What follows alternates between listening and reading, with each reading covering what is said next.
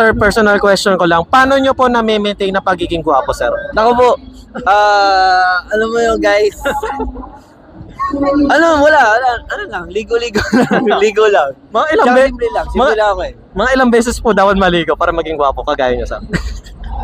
Actually, kailangan po specific kasi, sir eh. Ayun yung guidelines ng pagiging gwapo ngayon 2024 hanggang 2025. Ayun lang, parang gumamit ka lang ng mga basta, lalong kagwapo ka pag may nag-aalaga na sa'yo. So sa akin, habang wala pa nag-aalaga sa akin, may pagwapo ko lang sa sarili ko.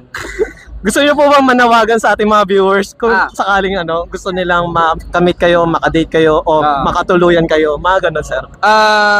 Ayun. Hindi, bahala kayo, ganun.